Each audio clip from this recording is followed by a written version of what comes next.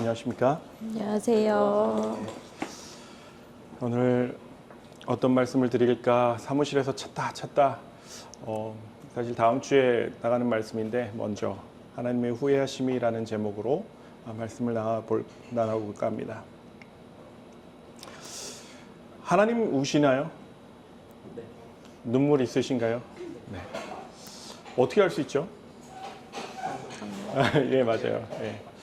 사실 창세기에 보면 하나님께서 우리의 형상을 따라 우리가 사람을 만들고라고 말씀하시는데 제 큰딸이 항상 컴플레인 하는 게 있어요. 뭘까요? 아빠 닮았다고. 예. 아빠 닮았다는 건 뭐예요? 제 자식이라는 거죠.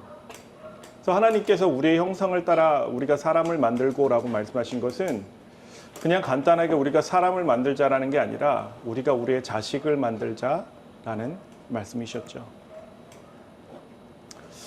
하나님께서 사람을 만드셨는데 창세기 6장 6절에 가면 이런 말씀이 있습니다. 한번 읽어볼까요? 시작. 땅 위에 사람 지으셨음을 한탄하사 마음에 근심하시고. 이 한탄하사라는 단어는 나함이에요. 나함이라는 단어인데 이 나함이라는 단어는 위로하다라는 뜻도 있지만 후회하다라는 뜻이 있습니다. 하나님께서 저희를 지으시고 나서 후회하셨대요. 아니 이럴 거면 차라리 후회하실 거면 지지를 마시든가, 그렇죠? 근데 하나님께서 이 세상을 짓기 전에 마음이 이렇게 아프실 줄 아셨을까요? 네, 아셨죠. 그럼에도 왜 하나님께서는 지구를 창조하셨을까요? 처음에 저도 왜 지구를 창조하셨는지 이해하지 못했어요. 그래서 말씀을 보다 보니까 가인에게 이 말씀을 하고 계시더라고요. 내가 선을 행하면 어찌 낯을 들지 못하겠느냐. 선을 행치 아니하면 죄가 문에 엎드리느니라. 죄의 소원은 내게 있으나 너는 죄를 다스릴지니라. 물론 각각 다른 말씀이기만 하지만 이 선을 행치 아니하면 죄가 문에 엎드리느니라 라는 말씀을 통해서 우리는 사람이 선을 행할 줄 알고도 행치 아니하면 죄니라 라고 말씀하셨기 때문에 하나님께서 이 지구를 창조하신 건 뭐였어요? 선이었어요. 그래서 하나님께서 지구를 창조 안 하셨으면 그게 어떻게 된다고요? 죄가 되는 거였어요. 그래서 하나님께서는 선택의 여지가 없었어요. 왜냐하면 사단의 권세를 끊으셔야 됐기 때문에 어쩔 수 없이 지구를 만드셨다라는 거예요.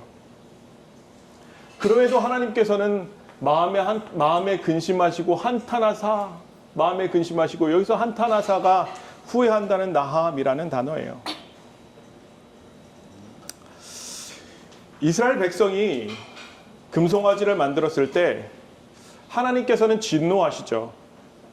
그래서 그들을 진멸하고 너로 큰 나라가 되게 하리라 라고 모세에게 말씀하실 때 모세는 이렇게 하나님께 얘기하고 있습니다. 이건가요? 네. 어찌하여 애굽 사람으로 이르기를 여호와가 화를 내려 그 백성을 산에서 죽이고 지면에서 진멸하려고 인도하였다 하려 하시나이까. 주의 맹렬한 노를 그치시고 뜻을 돌이키사 주의 백성에게 이 화를 내리지 마옵소서. 하나님은 뜻을 돌이키시는 분인가요? 안 돌이키시죠? 근데 여기 보면 뭐래요? 뜻을 돌이키사, 이 단어도 나함이에요. 똑같은 나함이에요. 지난번에 제가 잠깐 설명을 드렸는데 하나님의 말씀이 진리인 이유가 뭔지 아시나요? 그게 다 진실이어서 진리인가요? 하나님의 말씀이 진리가 되는 이유가 또 한 가지가 있는데 하나님의 말씀은 나오면 그대로 돼요. 그러니까 하나님께서 무엇을 말씀하시면 어떻게 된다고요? 그대로 돼요. 그래서 하나님께서 천지를 창조하실 때 말씀을 하시면 빛이 있으라 하시면 그대로 돼요. 예수님도 자기 본인이 창조주이심을 선포하신 적이 있었죠. 언제죠? 배 위에 서죠. 한번 읽어볼까요? 시작. 예수께서 깨어 바람을 꾸짖으시며 바다더러 이르시되 잠잠하라 고요하라 하시니 바람이 그치고 아주 잔잔하여 지더라. 네. 예수님은 분명히 진리시고 또 말씀이시기에 예수님께서 말씀하시면 그대로 되어야 돼요. 뭐든지. 그렇죠? 그래서 바다에게 뭐라고 그래요? 꾸짖으시며 바다에게 이르시되 잠잠하라 고요하라 하시니 바람이 그치고 아주 잔잔하여 지더라 라고 말씀은 얘기하고 있는 것이에요.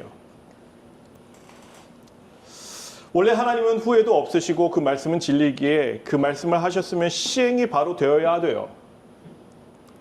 그런데 모세는 그런 하나님께 뭐라 그래요?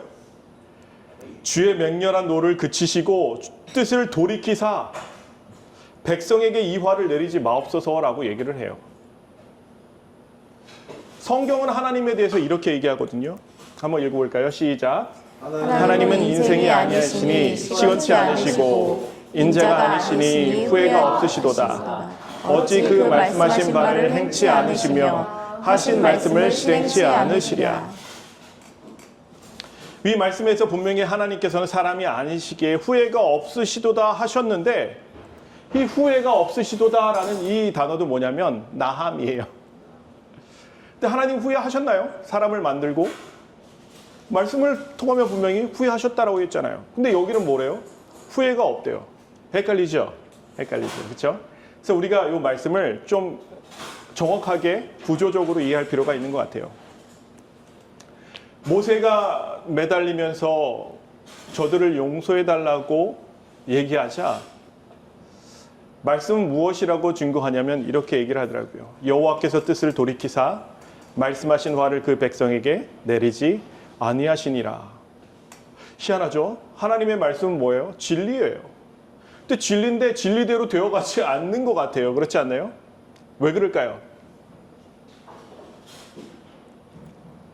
왜냐하면 세상 역사는 진리만 있지 않아요. 우리 구속의 역사는 진리가 무엇을 만났다라고 얘기하냐면 시편 85편 10절에 보면 무엇이요? 긍휼이 진리와 만났다라고 얘기를 해요. 진리는 무엇인데요? 하나님의 법이에요. 하나님의 법이고 하나님의 계명이에요. 근데 시편 85편 10절에서는 분명히 그 하나님의 법과 하나님의 긍휼하심이 만났다라고 얘기해요. 다시 얘기해서 우리가 그런 개념을 가지지 않고 하나님의 후회하심을 보면 이해할 수가 없어요. 근데 구속의 경륜을 깨닫고 하나님께서 죄의 싹은 사망이니라 라고 말씀하셨지만 그 옆에 무엇이 있어요? 긍휼하심이 있어요. 그래서 그 긍휼하심 때문에 이 진리도 살고 긍휼하심 때문에 누가 살 수 있어요? 죄인이 살 수 있었던 거예요. 저는 하나님은 돌이키지 않으신다라고만 얘기했어요. 왜냐하면 이런 말씀이 너무도 많아요. 이스라엘의 지존자는 거짓이나 변개함이 없으시니 그는 사람이 아니심으로 결코 변개치 않으심이니이다. 네, 하나님은 변하지 않으세요. 근데 어떤 면에서 변하지 않으실까요? 맞아요. 하나님의 품성은 절대로 변하지 않는 거예요. 하나님의 품성은 사랑이신데 하나님이 내일은 좀 저처럼 좀 변덕스러우면 저 진짜 오늘 너무 변덕스럽게 물었거든요. 진짜 사실. 그 어제 밤만 해도 11시 반까지 막 말씀 막 쓰면서 이제 원고 보내느라고 진짜 열심히 했어요. 11시 뭐 이렇게 또 넘어서까지. 그 3시간밖에 못 잔 거예요. 그러니까 아침에 시작하면서 3시부터 이제 말씀을 보기 시작하는데 막 짜증이 나기 시작하는 거예요. 마음이. 사람의 마음은 이래요. 내가 만족하지 못하면 어때요? 짜증이 나요. 근데 하나님께서는 우시고 막 이러면서도 그 우리를 사랑하시는 것이 변한다고요? 변하지 않는다고요? 변하지 않으세요. 우리가 열심히 하나님 말씀 잘 들으면 하나님 우리 더 사랑하실까요? 아니요. 똑같이 사랑하세요. 예. 그 우리가 죄를 진짜 많이 지으면 하나님 덜 사랑하실까요? 아니에요. 똑같이 사랑하세요. 그 하나님의 품성이 변하지 않는데 하나님께서 이게 내 이름이다라고 얘기하면서 하나님의 품성을 말씀하신 데가 있어요. 딱 한번 어딘 줄 아시죠? 예, 출애굽기 34장입니다. 한번 읽도록 하겠습니다. 시작. 여호와께서 그의 앞으로 지나시며 반포하시되 여호와로라 여호와로라 자비롭고 은혜롭고 노하기를 더디하고 인자와 진실이 많은 하나님이로라. 오늘은 하나님 사랑의 하나님이 내일은 진노의 하나님이 되시는 것이 아니라 그분은 항상 사랑의 하나님이시며 그 사랑을 표현하시는 방법은 가장 최선의 길로 우리를 인도하시기에 죄인에게는 채찍을, 의인에게는 구원을 주심을 변치 않으시는 거예요. 악인은 심판을 주심도 변치 않으세요. 의인에게 구원을 주시는 것도 변치 않으세요. 근데 죄인이잖아요. 모든 사람이 죄인이잖아요. 그렇죠? 근데 죄인 중에 누가 의인일까요? 우리 세상 사람들은 다 이만하게 다 죄인이라는 타이틀이 붙어 있어요.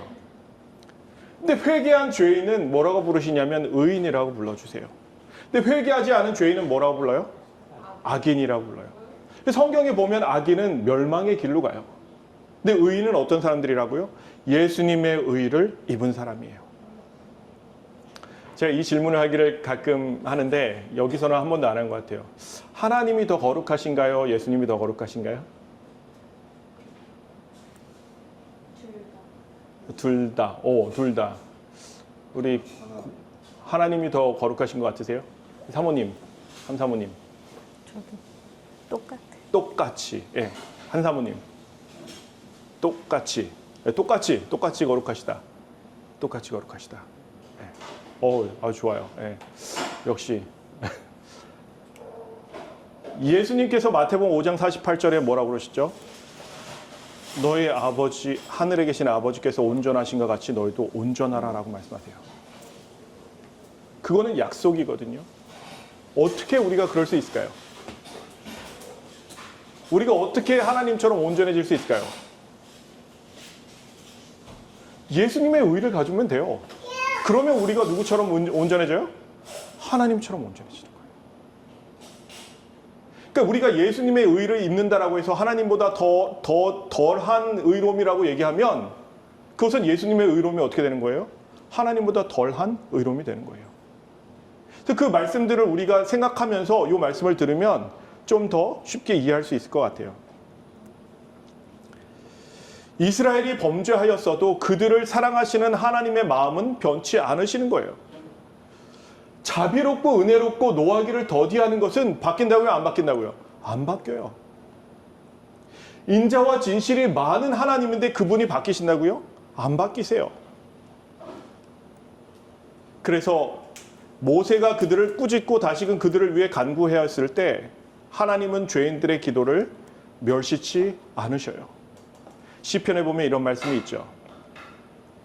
여호와께서 빈궁한 자의 기도를 돌아보시며 저희 기도를 멸시치 아니하셨도다. 하나님께서는 희한하셔요.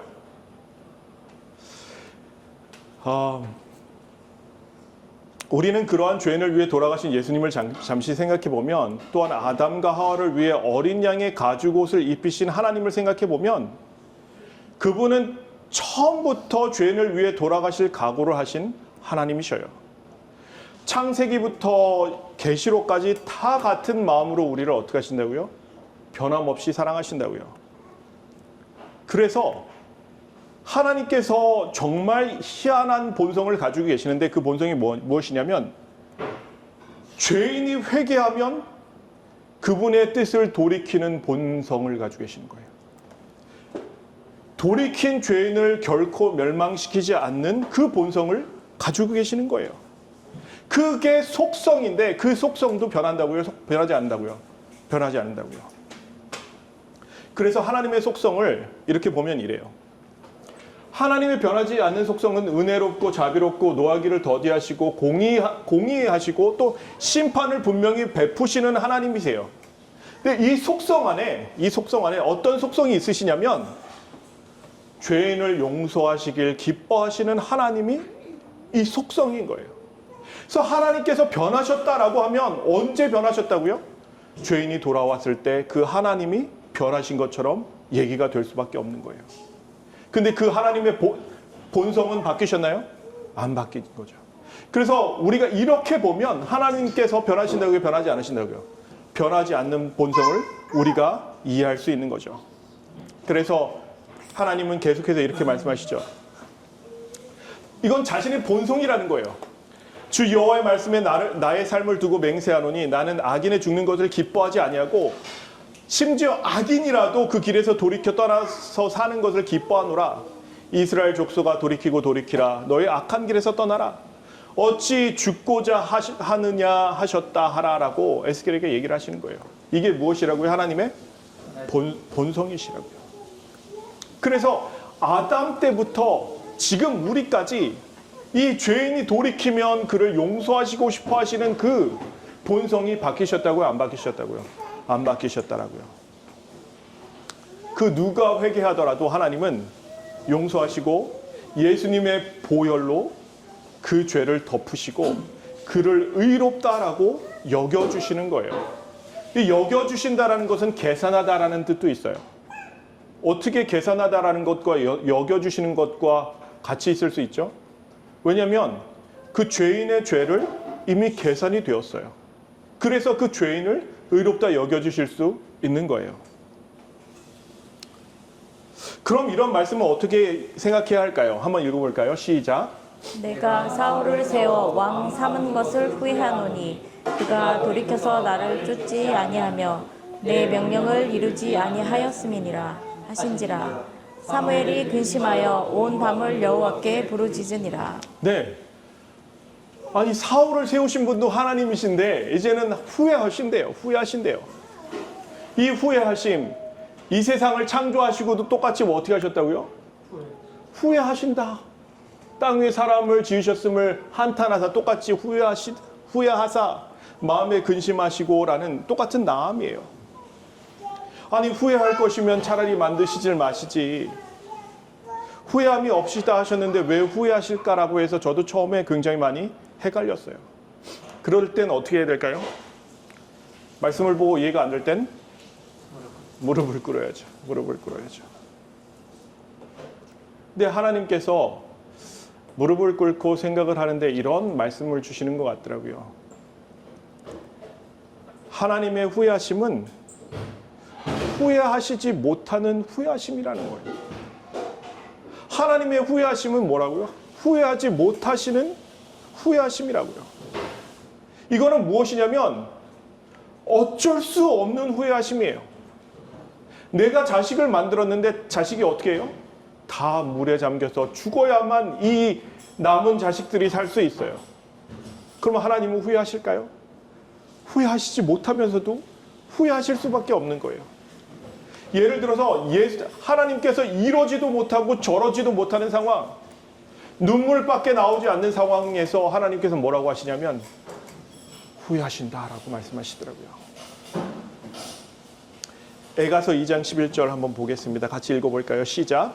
내 눈이 눈물에 상하여 내 창자가 끊으며 내 간이 땅에 쏟아졌으니 이는 처녀 내 백성이 패망하여 어린 자녀와 젖먹는 아이들이 성읍 길거리에 혼미함이로다.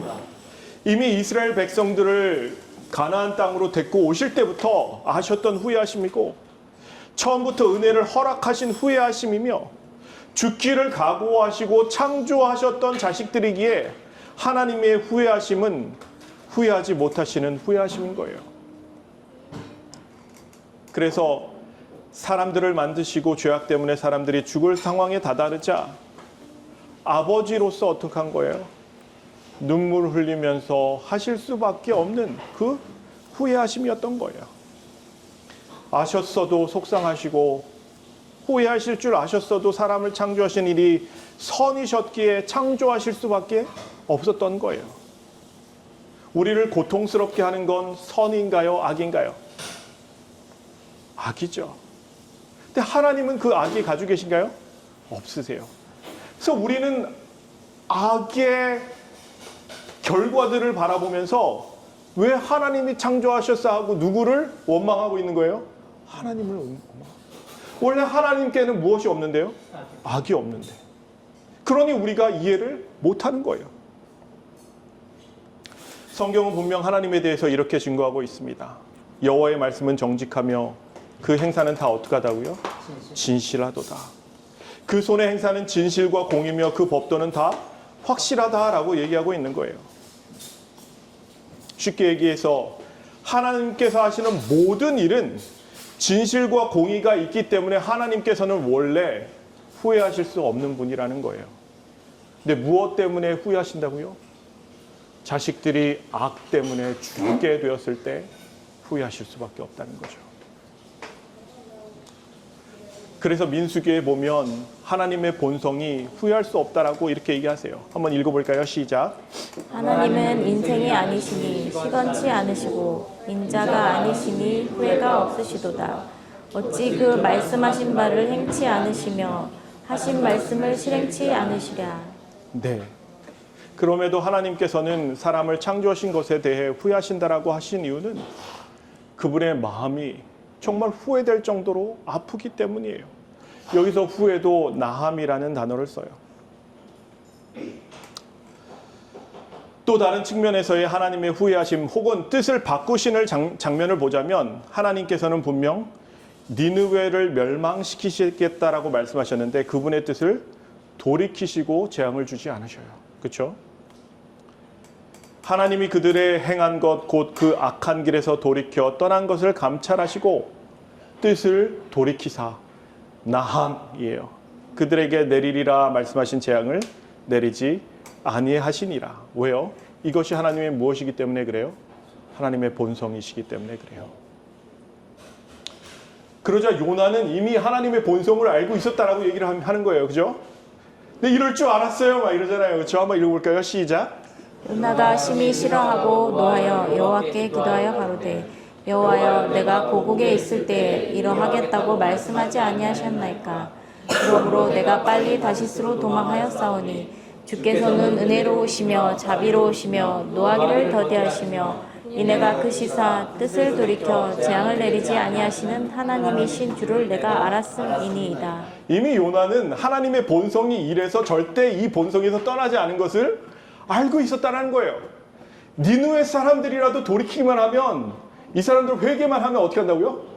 다 용서하시는 하나님이라는 거예요. 하나님이 뜻을 돌이키신 것이 아니라 원래 하나님은 어떤 분이라고요? 이런 분이라는 거예요. 이런 분.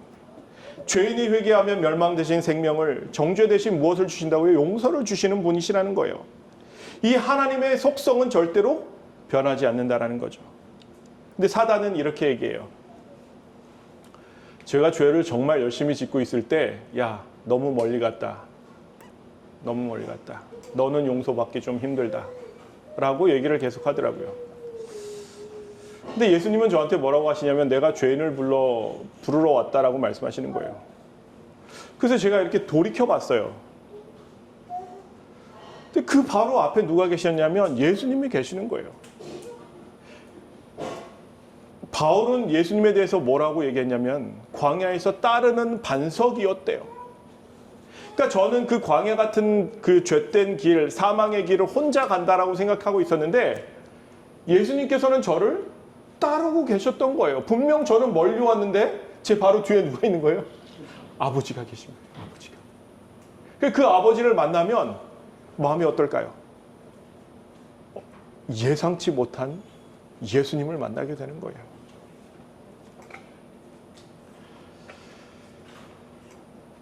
그래서 뜻을 돌이켜 재앙을 내리지 아니하시는 하나님인 것을 처음부터 요나는 알고 있었다고 하며 하나님은 다시 얘기해서 변하지 않으신다라고 얘기하고 있는 거예요. 그럼 사울이 하나님의 말씀에 순종하지 않고 수많은 가축들을 사로잡아 가지고 왔을 때 사무엘이 사울에게 하나님은 변개치 않으신다라고 말하기 전 사울에게 이렇게 얘기하거든요. 한번 읽어볼까요? 시작. 사무엘이 그에게 이르되 여호와께서 오늘 이스라엘 나라를 왕에게서 떼어서 왕보다 나은 왕이 이웃에게 주셨나이다. 이스라엘의 지존자는 거짓이나 변개함이 없으시니 그는 사람이 아니시므로 결코 변개치 않으심이니이다. 네. 하나님께서 그렇게 해서 왕권을 다른 사람에게 주시기로 했어요. 하나님의 말씀은 뭐예요? 진리기 때문에 그대로 돼요. 그리고 사울은 이 말씀을 어떻게 받아들이냐면 심판처럼 받아들여요. 왜냐하면 사울도 알고 있어요. 하나님이 변하신다고요? 안 변하신다는 거 알고 있어요. 이미 사무엘도 이것은 변하지 않는 하나님의 뜻이고 페리오드라고 딱 점을 찍어버려요.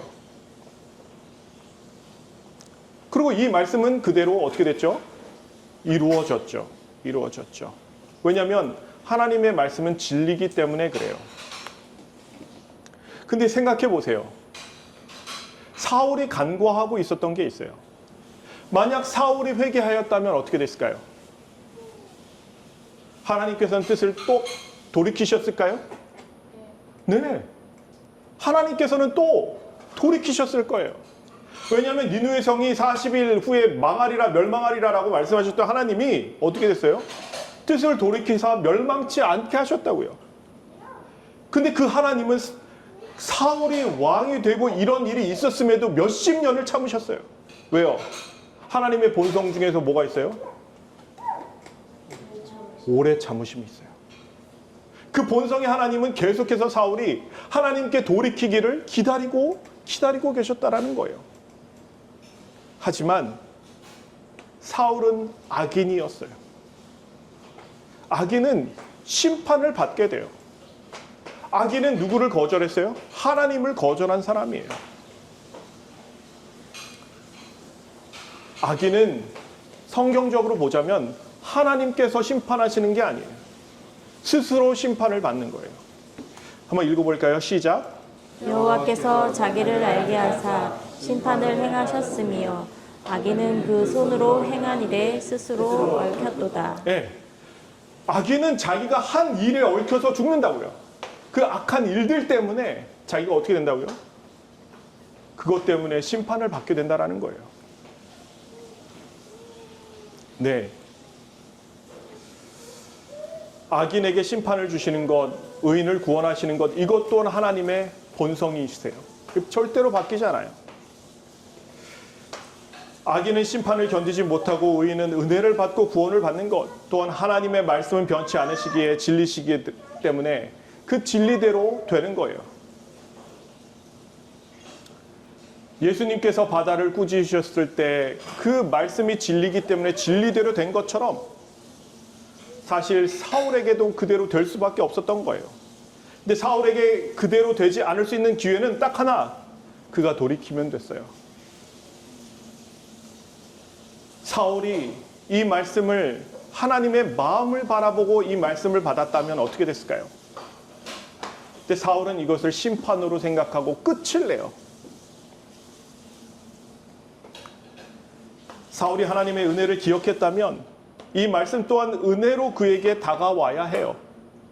왜냐하면 하나님의 속성은 당연히 공의가 있으시지만, 법이 있으시지만 긍휼함이 있으시고 은혜를 준비해 놓으셨기 때문이에요.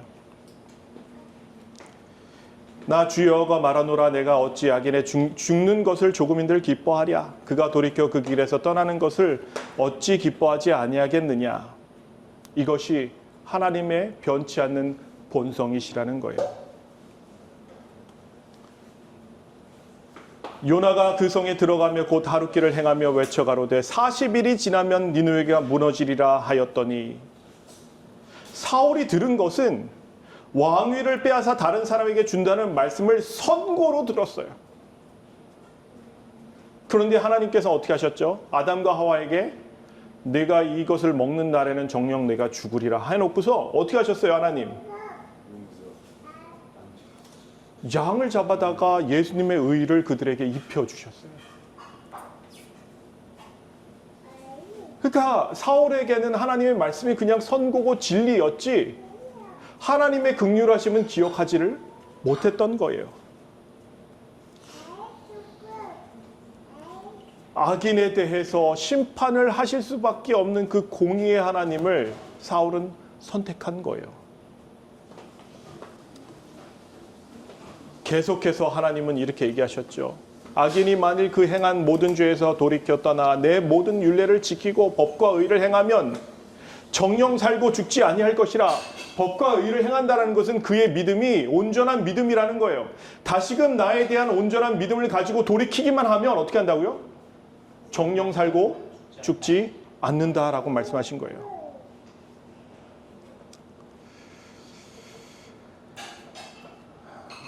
사울은 회개한 죄인을 돌아보시는 하나님을 잊은 것이죠. 죄인이 절대로 잊지 말아야 되는 하나님이 있으신데 그분이 누구시냐면 회개한 죄인을 용서하시는 하나님이에요. 사무엘이 사울에게 정말 하고자 했던 그 얘기는 그가 회개하여도 그의 심판이 이미 정해져서 용서가 없다라는 것이 아니라 악한 자를 심판하시는 하나님의 속성이 변하지 않는다라는 거였어요. 하지만 죄인이 돌이킬 때 그를 돌아보시는 인자하신 하나님의 속성이 변하지 않음을 또한 사울은 기억할 수 있어야 됐죠. 이런 선고를 하신 하나님께서는 사울을 계속해서 몇십 년간 지켜보시죠. 그리고 사울은 어떻게 죽죠? 다쳐서 죽나요? 아니죠. 한번 읽어보도록 하겠습니다. 시작. 자기의 병기 가진 자에게 이르되 너는 칼을 빼어 나를 찌르라. 저 할례 없는 자가 와서 나를 욕되게 할까 두려워하노라. 그러나 그 병기 가진 자가 심히 두려워하여 즐겨 행치 아니하매 사울이 자기 칼을 취하고 그 위에 엎드러지니. 어떤 성경에 보면 사울이 부상하였다라고 하는데 그 부상했다라는 게 진짜 부상한 게 아니더라고요. 말씀의 원어로 살펴보니까 그가 부상하지 않았어요. 그의 마음이 어떻게 했냐면 너무나 모든 소망을 다 잃어버린 상황이었어요. 궁급했어요. 그의 마음이 어떻게 했냐면 그의 세 아들들이 그날 같이 죽었죠. 그렇죠? 근데 그 아들들이 사울과 멀리서 싸웠을까요? 여러분 같으면 전쟁에 나가면서 아이들 넌 저기서 싸우고 둘째 너는 저기서 싸우고 셋째 너는 저기서 싸우고 이러고 싸울까요? 저는 그렇게 못해요. 저희 아이들 제 옆에서 함께 싸우면서 제가 어떻게 해서라도 도와주죠. 사울은 그런 마음 아니었을까요? 근데 그 세 아들이 어떻게 되는 거예요? 활 쏘는 자에게 계속해서 죽는 거예요. 사울은 자기가 살 수 있다라는 생각을 해본 적이 없는 거예요. 이제 그 심판대로 될 것이다라고 생각하고 어떻게 한 거예요? 자기가 스스로 어떻게 해요? 자결해요.